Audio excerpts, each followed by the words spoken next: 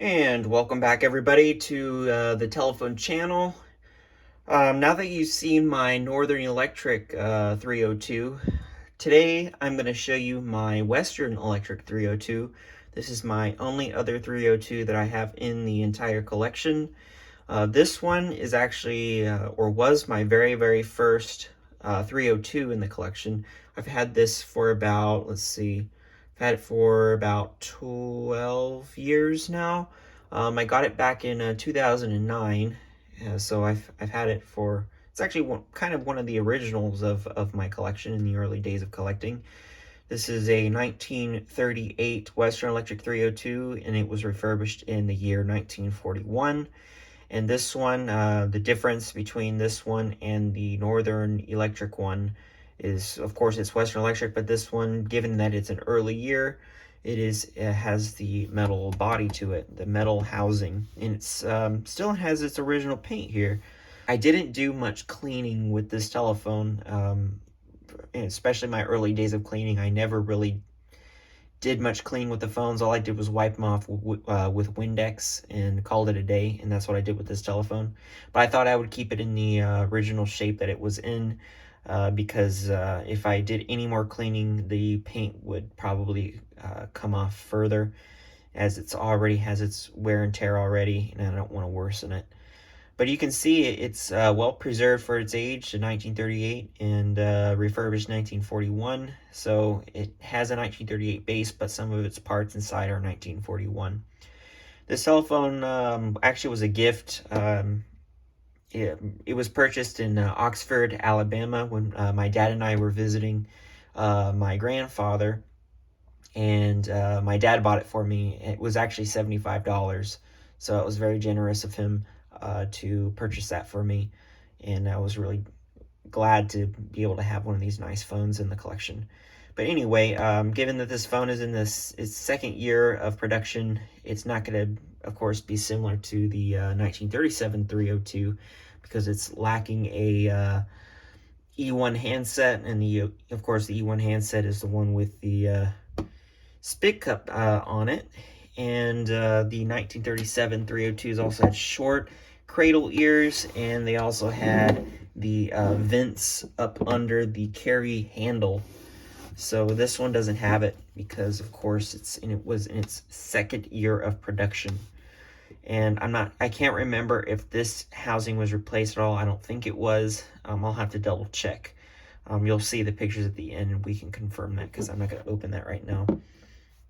So we've got the F1 handset. It's in good shape. And we also got some nice rubber cords here. The handset cord as well. Let me move that out of the way. The handset cord and the line cord. And it's missing a plug. It's missing spade tips. So what I'm going to have to do is, when I demonstrate the telephone, I'll have to use my little 4-prong here. For some reason, I misplaced my alligator clips, so I'm going to have to use that 4-prong with the adapter to demonstrate the phone for you. But you can see on the rotary dial here, it has its original number card. Upon purchase of this telephone, the number card was actually flipped over, so the blank side was facing out.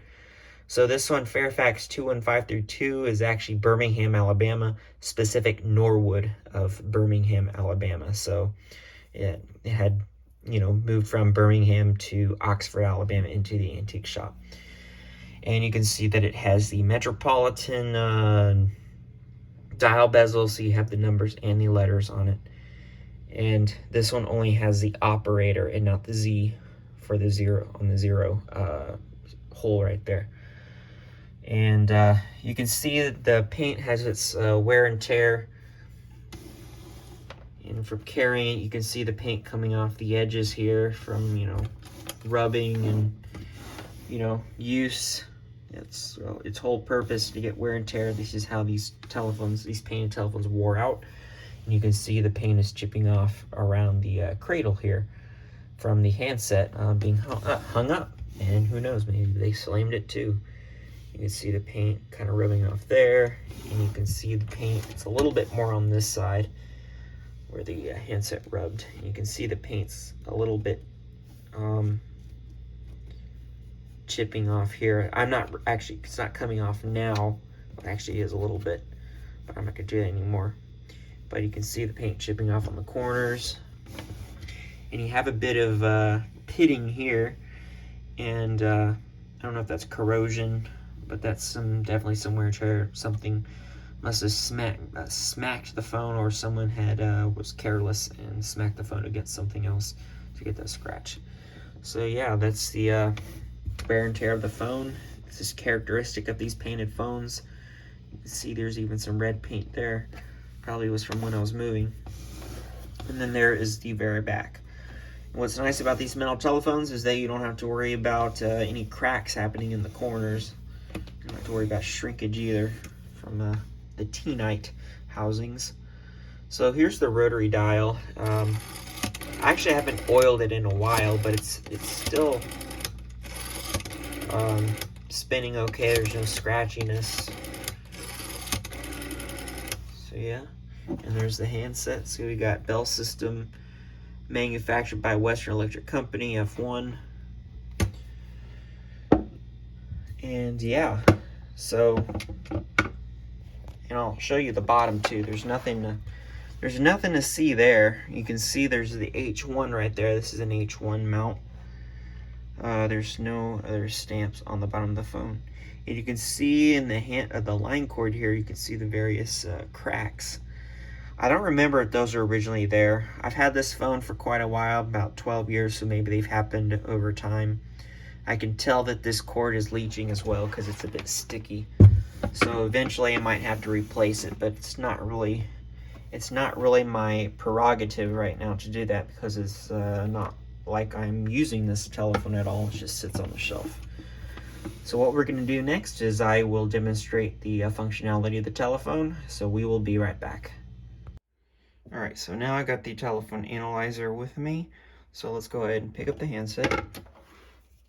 Sorry, this thing likes to come out. Okay. Go ahead, dial tone. I don't know if it picks up on this side. And you could see it's working, and now let's dial some numbers. Make sure that's secure.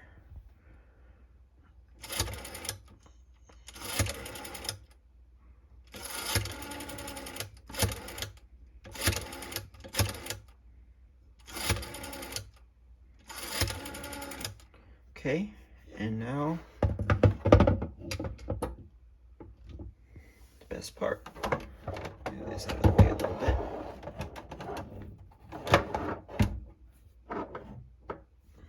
Now we will ring the phone.